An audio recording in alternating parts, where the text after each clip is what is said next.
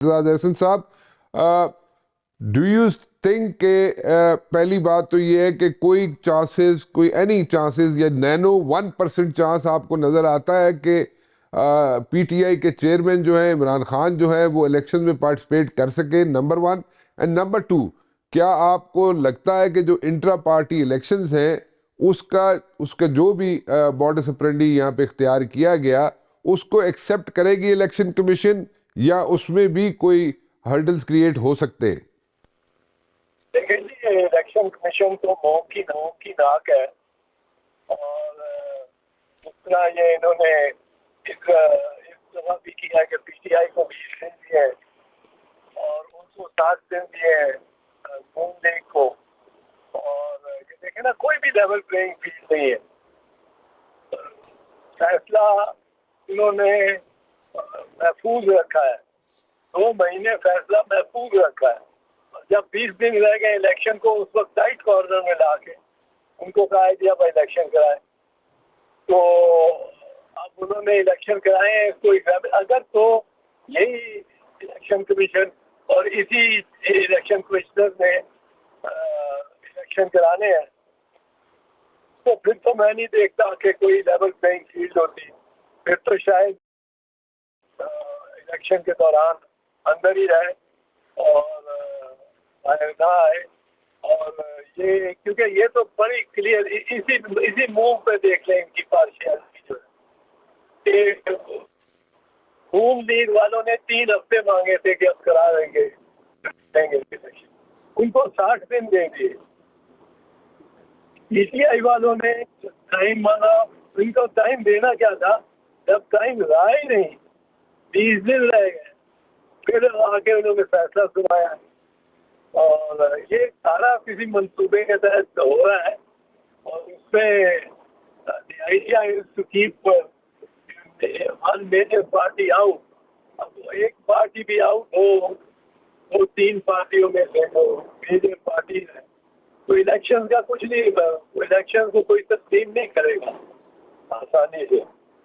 इनको चाहिए free run में ये किस्म की शर्तें शराइत लगा के और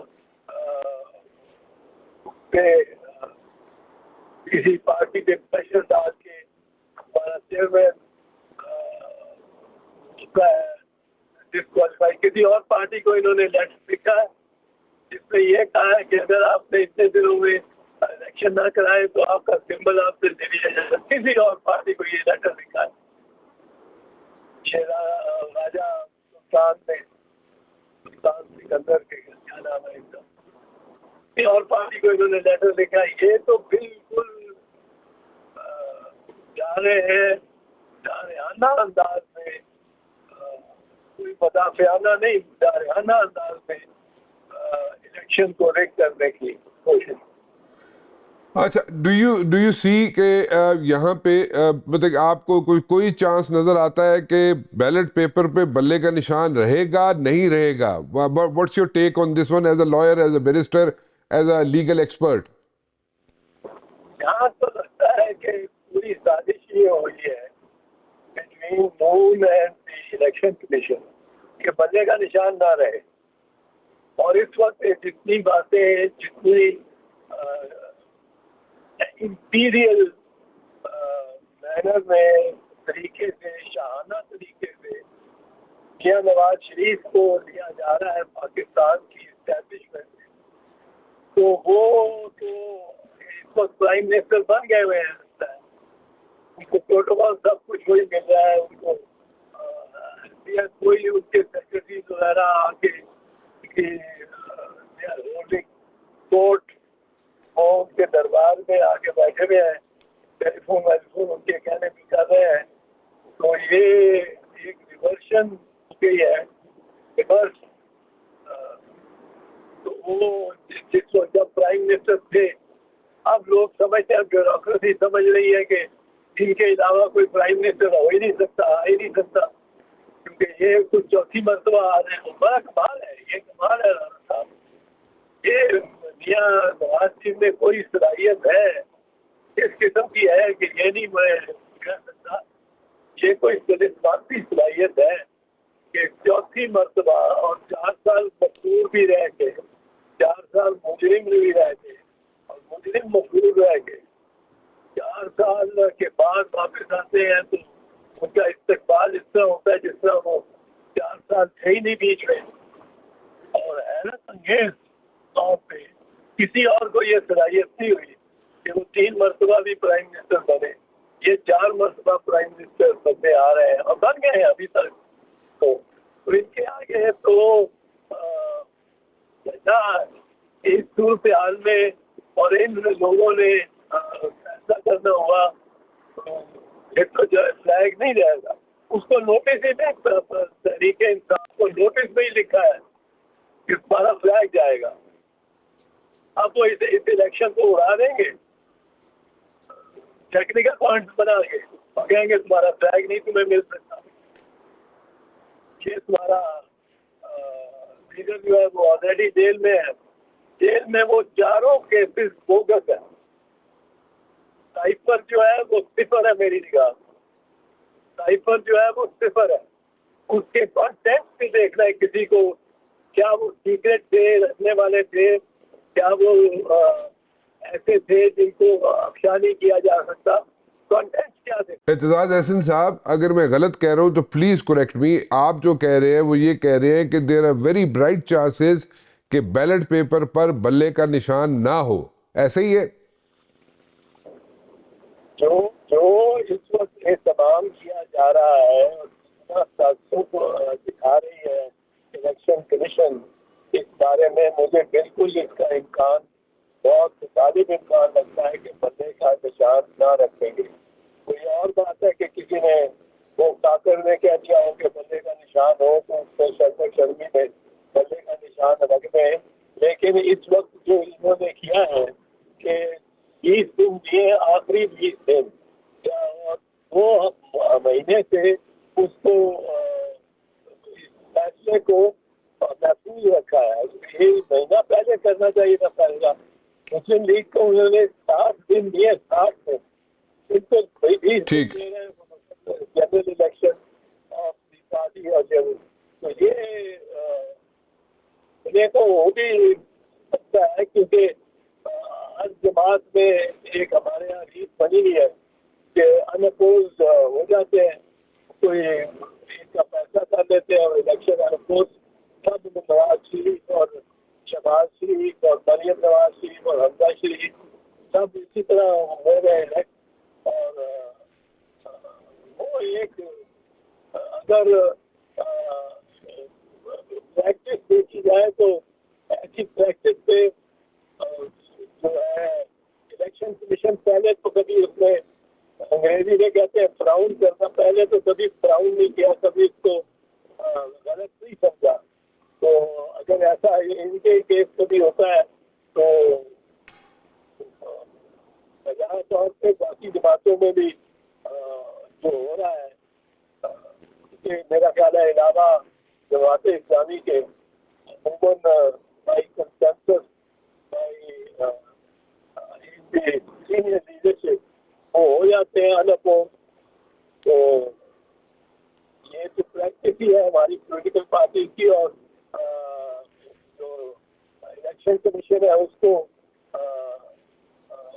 इनको एक्सेप्ट करने की। और अगर ऐसी बात है तो ये भी ठीक समझा जाएगा। और अगर लेकिन इधर मुझे लगता है कि बायस बहुत ज्यादा है और बहुत कोशिश है कि इसको बाहर रखा जाए और इलेक्शन प्रोसेस से ही खत्म निकाला जाए। अच्छा, वो देखें आप मौलाना साहब, आप बड़े लीडर में से किसी को, नवाज शरीफ को माइनस कर दें, आप मरियम को माइनस कर दें, आप जरदारी साहब को माइनस कर दें, आप चेयरमैन बिलावल को माइनस कर दें। ये ऐसे चेहरे हैं जिनको आप माइनस करेंगे तो सारा इलेक्शन खत्म हो जाएगा। और उनमें से एक चेहरा है वो साबिक वज़ीर आज़म भी रहा है, अच्छा रहा है, बुरा रहा है, लोगों से जो गिला है, शिकवा है, वो इलेक्शन में सब 8 फरवरी को फैसला हो जाएगा। तो जेल में पड़ा हुआ भी 8 फरवरी को इलेक्शन तो उसकी पार्टी लड़ सकेगी। अल्लाह अगर दिए रखा उन्होंने ना दिया तो कोई और हुई तो ठीक है। अच्छा चौधरी साहब, एक चीज बताएं मुझे, इस वक्त जो है बड़ा इस वक्त पीपल्स पार्टी जो है वो उसने निशाने पे रखा हुआ मुस्लिम लीग नून को। बड़ा हॉस्टाइल किस्म के यहाँ पे बयानात आ रहे हैं और ग्रिल किया जा रहा है मुस्लिम लीग नून को पीपल्स पार्टी की लीडरशिप की तरफ से। और कल को इलेक्शंस के बाद ये फिर मिल के हुकूमत बना भी सकते हैं। सो फिर उस वक्त क्या क्रेडिबिलिटी होगी, उस वक्त क्या कहाँ पे क्या जस्टिफिकेशन देंगे कि जी वो इलेक्शन मोड था इसलिए हम लोग एक दूसरे के अगेंस्ट लड़ रहे थे, अपने अपने प्लेटफॉर्म पे लड़ रहे थे, अपने अपने मैनिफेस्टो पे लड़ रहे थे, ये जस्टिफिकेशन होगी या और कोई जस्टिफिकेशन भी हो सकती है? नहीं, अब क्या होता है आपके भी इलेक्शन में क्या कॉम्बिनेशन आता है पार्टी का, किस किस्म का बनता है, फिर उसके बाद कौन सी पार्टी है जो मिलके कोई गवर्नमेंट बना सके। और उसमें हम समझते हैं कि पीपल्स पार्टी का अच्छा चांस है इस दफा, और एक जनरल लीडरशिप है जो कि पार्टी से फेस करेगी इस इलेक्शन में। तो एक कोई ये नहीं है कि बुजुर्गों के खिलाफ है ये बात, ये लीडरशिप या बुजुर्गों को जरूरी निकालना ही है, लेकिन जरा लोग भी कुछ नए चेहरे देखना चाहते हैं। हमारे चेहरे देख देख के तंग आ गए। तो वो जरा एक पीपल्स पार्टी में एक सोच है, और उस सोच दोनों सोचों में एक कॉम्बिनेशन आ जाएगा आखिरकार। यूसुफ रजा गिलानी, राजा परवेज अफसर या खुद जरदारी साहब को तो आप एलिमिनेट नहीं कर सकते अगर वो टिकट देना चाहे। पीपल्स पार्टी के मिजाज को समझने वाले, वर्कर के मिजाज को समझने वाले लोग हैं, और वो बुजुर्ग हो गए तो फिर क्या। लेकिन there will be probably a different mix in the face of the People's Party. Okay, but in the face of the People's Party there will be probably a different mix. But at the very same time, मैं ये पूछ रहा हूँ कि उसके बाद जो होगा इलेक्शंस के बाद, अगर मुस्लिम लीग नून के साथ पीपल्स पार्टी को, या let's put it the other way around, अगर इत्तेहाद करना पड़ेगा हुकूमत बनाने के लिए, तो फिर ये इस वक्त की जो स्टेटमेंट्स हैं उनको आप इलेक्शन जस्ट मियर इलेक्शन स्टेटमेंट्स कहेंगे? किस तरीके से जस्टिफाई करेंगे इस क्रिटिसिज्म को उस वक्त? देखिए, ये इत्तेहाद कोई इतना आसान नहीं है, मुश्किल है। मुश्किल है? मुश्किल है। मेरा नहीं ख्याल कोalition गवर्नमेंट पार्टी और मुस्लिम लीग नून की बन सकेगी। अच्छा। खासकर के मुखालिफ है, खासकर खान कंस्टिट्यूंसी में, और ये काफी एक दरार है। और अगर बनी तो जितना वो 2008 में बनी थी, एक महीने के लिए ही कोई ना कोई ऐसी डिमांड होगी एक पार्टी की या दूसरी साइड की। I am just speculating. ठीक है। मेरे ख्याल में ये नहीं बनेगा, कोalition नहीं इस तरह की बनेगी। और अगर मतलब जितना 2008 में एक महीना चली थी, एक पार्टी की डिमांड थी कि बाहर करो, जैसे दूसरी पार्टी नहीं करना चाह रही, एक महीना में फंडामेंटल डिफरेंस सामने आ गए और वो नून लीग अलहदा हो गई। तो ये उसी किस्म का ये असर होगा तो होगा, स्पेकुलेशन की बात। बाखबर रहिए हर जगह हर वक्त बर वक्त। अभी सुनो न्यूज का यूट्यूब चैनल सब्सक्राइब करें और बेल आइकन पर क्लिक करें और जानिए मुल्की और गैर मुल्की हालात व वाक़यात यकीन के साथ।